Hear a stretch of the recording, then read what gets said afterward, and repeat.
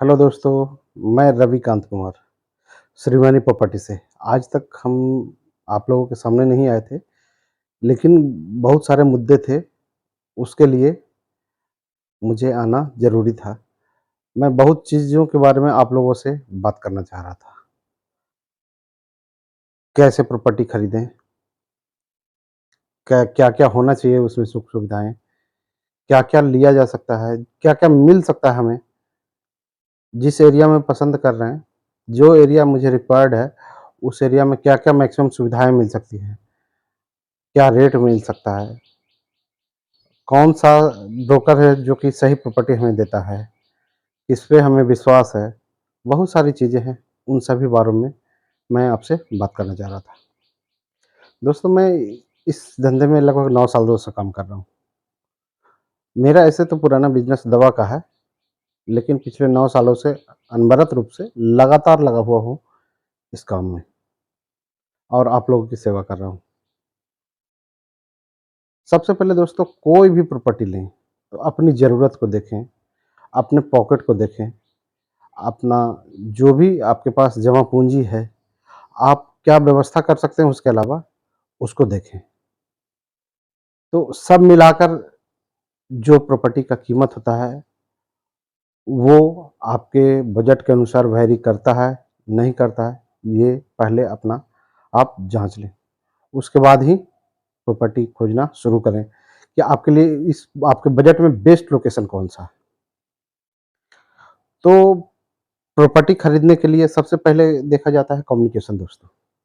Communication तो ऐसे आप अपनी ज़रूरत के हिसाब से आपका जो ऑफ़िस है, घर है, वर्क प्लेस है, वो दोनों का की कनेक्टिविटी जो आप लेना चाहते हैं प्लॉट, उससे क्या है आपके वर्क प्लेस से कनेक्टिविटी, उसको देखा जाता है। फिर आपका बजट क्या है, जो बजट के हिसाब से आपका कितना प्रॉपर्टी आपके लिए उपयुक्त है, जिसमें कि आपका परिवार भी सेटल कर जाए और आप पर बहुत ज़्यादा बोझ ना आए।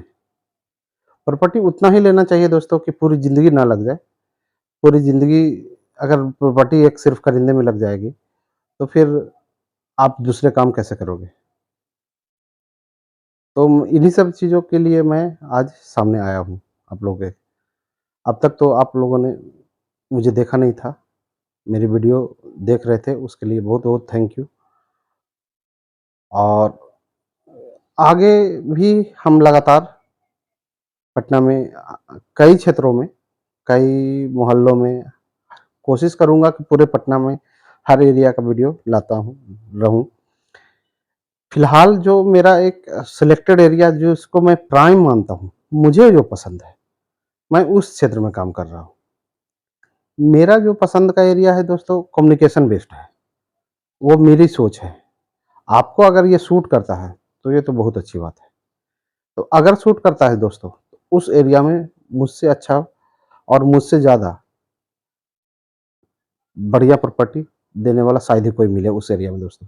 मेरा एरिया पटना में 0 माइल के आस-पास का होता है, जो कि पैजावा हो कह सकते हैं, मर्ची कह सकते हैं, रानीपुर कह सकते हैं, बस स्टैंड के पास का एरिया कह सकते हैं, दीदारगंज टोल टैक्स तक मेरा एरिया होता है दोस्तों। टोल टैक्स के आगे भी मेरा 1-2 साइट है, जो कि इन्वेस्टमेंट का साइट है। तो उसको हम घर बनाने के पर्पज़ से नहीं कंसीडर कर रहे हैं, वो इन्वेस्टमेंट प्लॉट है। लेकिन मुख्यतः जो घर बनाने का जो लोगों का सपना होता है, उसको पूरा करने के हिसाब से अगर देखा जाए, तो कम बजट में दीदारगंज टोल टैक्स के आस-पास है और अगर जिनका बजट ठीक-ठाक है सामान्य, तो उनका बजट अगर ठीक-ठाक है, तो बस स्टैंड के आस-पास, पेजावा, रानीपुर, बस स्टैंड, 0 माइल के आस-पास का एरिया मेरे पास अवेलेबल है दोस्तों। बहुत सारा प्लॉट मेरे पास है, कॉर्नर का भी है, सिंगल साइड ओपन भी है, जैसा आप चाहें। एक सोसाइटी है सोनालिका, वहाँ भी है मेरे पास अवेलेबल है। प्लॉट कैसे लेना चाहिए दोस्तों?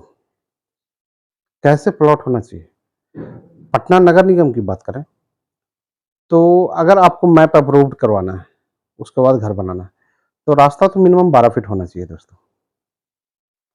वो कैसे पूरा करते हैं या खरीदने समय ही क्यों ना लें 12 फीट या उससे ज़्यादा का प्लॉट, रास्ते वाला प्लॉट, ये आपको शुरू में ही ख़्याल रखना है कि 12 फीट से कम रास्ता वाला प्लॉट हम ना खरीदें।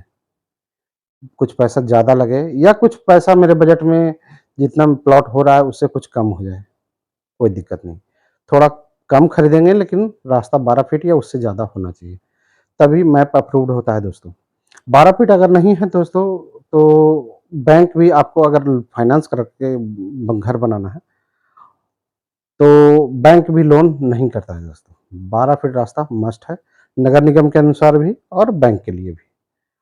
फिर दूसरी बात, अगर हमें 15 मिले या 20 फीट का रास्ता मिले या 20 फीट से ज़्यादा मिले, तो वो और अच्छा है दोस्तों। फिर अगले मुद्दे की ओर आते हैं। अगर हमारा प्लॉट का साइज़ क्या होना चाहिए? तो कोई भी प्लॉट हमारा जो फ्रंट है, उससे दुगना से ज़्यादा डेप्थ ना हो दोस्तों, तो मकान का नक्शा अच्छा नहीं बन पाता है। जितना फ्रंट है, उसका मैक्सिमम दुगना उसका डेप्थ हो, तो जो मैप है मकान का, वो बहुत अच्छा बन पाता है। उसके बाद उसका फेसिंग, वास्तु, ये सब तो बाद की चीज़ें हैं। फिर वो सब कुछ अगर मिला के लेना चाहेंगे तो बहुत सारा प्लॉट आपको रिजेक्ट भी कर देंगे। लेकिन फिर भी जो लोग कॉन्शियस हैं, इसके प्रति अवेयर हैं, तो वो करते हैं। लेकिन मुख्य रूप से रास्ता और प्लॉट का साइज़ ये महत्वपूर्ण है, और दूसरा आपकी ज़रूरत के हिसाब से कनेक्टिविटी और लोकेशन और बजट, ये 3-4 चीज़ें महत्वपूर्ण होता है। इम्पोर्टेंट पॉइंट है, आपका बजट कितना है, आपका जो वर्क प्लेस है वहाँ से कनेक्टिविटी उस प्लॉट का क्या है, आपका प्लॉट का रास्ता कितना है और प्लॉट का साइज़ क्या है। फेसिंग दोस्तों, वैसे लोग साउथ को केवल गलत मानते हैं, लेकिन मैं अपना अनुभव मेरे साथ साउथ का बहुत अच्छा रहा है, इसलिए मैं उसे भी बुरा नहीं मानता। अपना काम महत्वपूर्ण होता है दोस्तों, फेसिंग कुछ नहीं भी नहीं मायने रखता। लेकिन फिर भी साउथ छोड़ के कोई भी प्लॉट अच्छा ही होता है दोस्तों, उसको हम लोग वास्तु में सही किया जा सकता है उसको, वास्तु में हर चीज़ फ़ॉलो किया जा सकता है, साउथ फेसिंग छोड़ के अगर हम प्लॉट कोई भी लें। साउथ फेसिंग का भी वास्तु सही किया जा सकता है, उसके लिए कुछ कटिंग वगैरह करना होता है, या प्लॉट का जो मेजरमेंट है, मैप है, उसके हिसाब से एडजस्ट किया कर सकते हैं।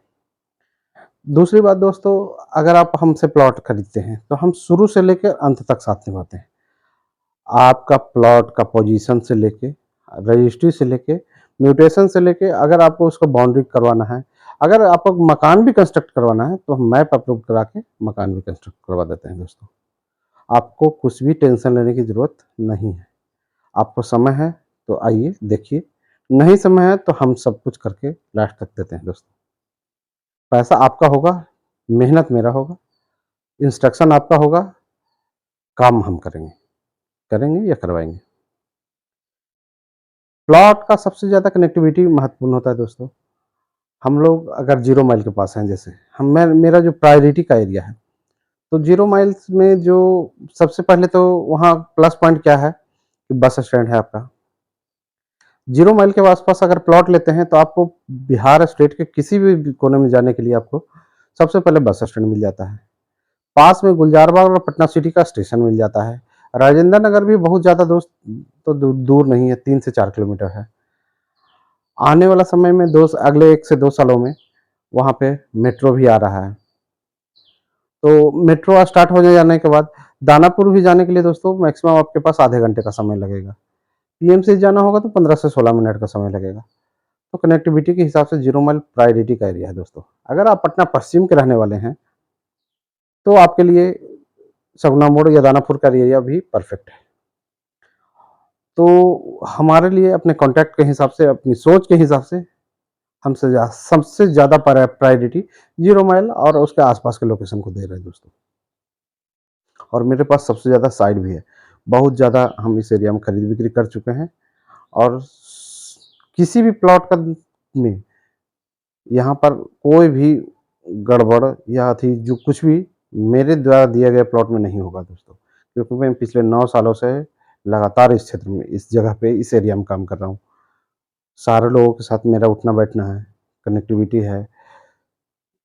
इस कारण आप सुनिश्चित होके निश्चिंत होके मेरे साथ जुड़ सकते हैं। अगर इस एरिया में आपको हमारे साथ हमसे प्लॉट लेना है, ज़मीन लेना है, घर लेना है, कुछ भी कर लेना है। अगर आपको ना भी लेना हो, आप मेरे चैनल पे से मेरा नंबर निकाल के आप सलाह भी मुझसे ले सकते हैं दोस्तों। अगर किसी और से भी खरीदना है, तो आप मुझसे सलाह ले सकते हैं कि वो प्लॉट कैसा है, क्या है, नहीं है, आप मुझसे पूछ सकते हैं। मैं आपके लिए आपकी सेवा के लिए तत्पर रहूँगा। मैं खुश होऊँगा कि कम से कम आपने मुझसे पूछा। मुझे अपना माना, तब तो मुझसे पूछ रहे हैं, भले प्लॉट किसी और से ले रहे हैं, लेकिन मुझसे पूछा। उसके बाद दोस्तों हम लोग अपना कनेक्टिविटी के बारे में तो बात कर ही लिए। फिर हम लोग अगले मुद्दे की ओर आते हैं, सबसे ज़्यादा बच्चों की पढ़ाई के लिए। स्कूल कौन-कौन सा है प्लॉट के आस-पास दोस्तों?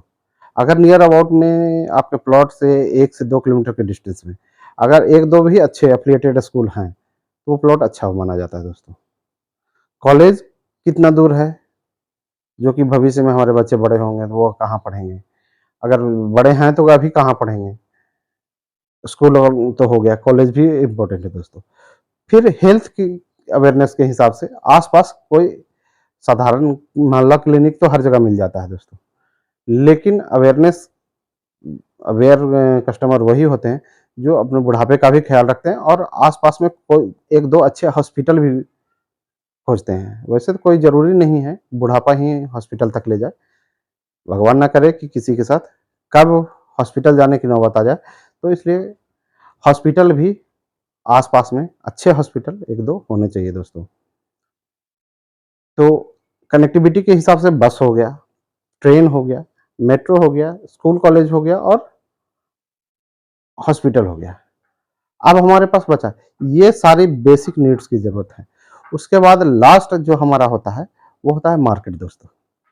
जो इलेक्ट्रॉनिक्स है, कपड़े की दुकान है या मार्केट जो भी और सब्ज़ी, मेरे खाने-पीने की जो हमारी चीज़ें, तो वो कितनी दूर हमारे प्लॉट से है, ये सब चीज़ें बहुत महत्वपूर्ण है दोस्तों।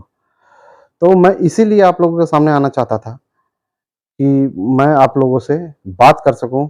आप लोग जब भी कोई भी ज़मीन खरीदें, कोई भी प्लॉट खरीदें, तो इन सब चीज़ों का ख़्याल रखें। अगर आपके पास बजट कम है, आप नहीं ले पा रहे हैं एकदम मेन मार्केट में, तो अगर यहाँ पर भी हमारे से भी लेते हैं प्लॉट, तो ये सुनिश्चित है दोस्तों कि 0 माइल के आस-पास अगले 1 से 2 सालों में सारी चीज़ें अवेलेबल होगी। ऐसे तो केवल मार्केट का ही इश्यू है, बाकी सारी चीज़ें तो ऑलरेडी 0 माइल के आस-पास अवेलेबल हैं दोस्तों। तो इसी के साथ हम आपसे विदा लेना चाहते हैं, लेकिन उससे पहले आप लोगों से अपील है कि हमारा चैनल अगर अच्छा लग रहा है दोस्तों, तो हमारे चैनल को सब्सक्राइब करें और ये सब बातों के लिए ये विचार अपने दोस्तों तक ज़रूर पहुँचाएँ, अपने परिवार तक ज़रूर पहुँचाएँ, क्योंकि ये बहुत ही महत्वपूर्ण होता है कि कैसे हम प्लॉट खरीदें, किस आदमी से खरीदें जो कि मुझे सही चीज़ दे और अपनी जमा की हुई गाढ़ी कमाई द्वारा जमा की हुई पूँजी बर्बाद ना हो दोस्तों। किसी गलत आदमी के साथ ना जुड़ें, ये बहुत ही महत्वपूर्ण होता है दोस्तों। कोई भी प्लॉट लेने के पहले दोस्तों आप पेपर ज़रूर चेक करवाएँ। पेपर में सबसे पहले उसका हिस्ट्री ज़रूर निकालें कि वो खरीदगी है या फिर खानदानी है। ये पॉइंट मैंने छोड़ दिया था, इसलिए मैं आगे बढ़ा रहा हूँ इसको। खानदानी है या खरीदगी है। खानदानी अगर प्रॉपर्टी है दोस्तों तो बँटवारा से मिलान करा के ही संपत्ति खरीदें। उसके लिए आप लीगल एडवाइज़र रख सकते हैं, वकील से आप सलाह ले सकते हैं। बँटवारा के अनुसार उसका पोजीशन और आज तो गवर्नमेंट ने बहुत आसान कर दिया है दोस्तों कि जमाबंदी नंबर वाला सिस्टम। जमाबंदी बँटवारा के अनुसार ही आज के डेट में अलग-अलग काम हो रहा है दोस्तों। जिसके नाम से जमाबंदी है वही रजिस्ट्री कर सकता है। ये काम गवर्नमेंट को बहुत पहले कर देना चाहिए था, जो कि गवर्नमेंट ने अब किया है। फिर भी चलो देर आए दुरुस्त आए। ये बहुत अच्छी चीज़ है कि गवर्नमेंट ने जमाबंदी सिस्टम लागू किया। जमाबंदी सिस्टम से लागू होने से गलत रजिस्ट्री का जो सिस्टम है दोस्तों काफ़ी हद तक 99% कम हो जाएगा। अब अपवाद तो हर किसी भी चीज़ में होता है दोस्तों। तो एक तो आप कोई भी प्लॉट खरीदने के पहले जमाबंदी ज़रूर चेक करें। जमाबंदी चेक करने से क्या होता है कि जो जमाबंदी जिसके नाम से है वो रजिस्ट्री कर रहा है, तो आपका प्लॉट सही है और जमाबंदी के बिना रजिस्ट्री भी नहीं अब हो रहा है दोस्तों। दूसरी चीज़ आप अपने प्लॉट का करंट रसीद कटवा के ही लें। अगर वो उसका जमाबंदी के साथ-साथ करंट रसीद कटा हुआ है, तो वो प्लॉट सही है दोस्तों। तीसरी चीज़, प्लॉट लेने के पहले उस पे एक टोकन देके उसको पोजीशन ज़रूर कर लें दोस्तों। फिज़िकली भी कभी-कभी झगड़े वाले प्लॉट होता है जो कि जमाबंदी किसी और के नाम से होता है, लेकिन ज़बरदस्ती कब्ज़ा किसी कोई और लिया हुआ होता है। जब हम पैसा पूरा दे रहे हैं तो फिर हम झगड़ा वाला प्लॉट क्यों लें? तो ये भी सुनिश्चित कर लें कि हम अगर कोई प्लॉट ले रहे हैं, तो अगले को एडवांस पकड़ाते ही उसका पोजीशन ज़रूर कर लें। अपने कब्ज़े में ज़रूर ले लें, बाउंड्री करवा लें, पिलर करवा लें, जो आपसे संभव है, जो आपको पॉकेट अलाउ करता है वो करवा लें। तो ये दोनों चीज़ें कर लेने के बाद दोस्तों आप सुरक्षित हो जाते हैं, आपका प्लॉट कहीं नहीं जाएगा। आप कोर्ट से हो या जैसे भी हो, कभी कोई परेशानी भी होने पे आपका मजबूत पक्ष होता है दोस्तों। आप का ही वो प्लॉट है, ये सुनिश्चित करने के लिए ये काफ़ी कुछ होता है, काफ़ी होता है ये जमाबंदी के द्वारा रजिस्ट्री और पोजीशन किया हुआ चीज़। ये दोनों पॉइंट जो होता है मजबूत कर देता है आपको दोस्तों। तो इसके साथ ही हम अपने चैनल को सब्सक्राइब करने की विनती करते हुए और अपने वीडियो को दूसरे लोगों तक, आपके दोस्त परिवार तक शेयर करने की विनती करते हुए इसको समाप्त करते हैं। मेरे चैनल को सब्सक्राइब कीजिए। जो और भी कुछ पूछना है दोस्तों तो कमेंट बॉक्स में कमेंट करके पूछ सकते हैं। थैंक यू दोस्तों।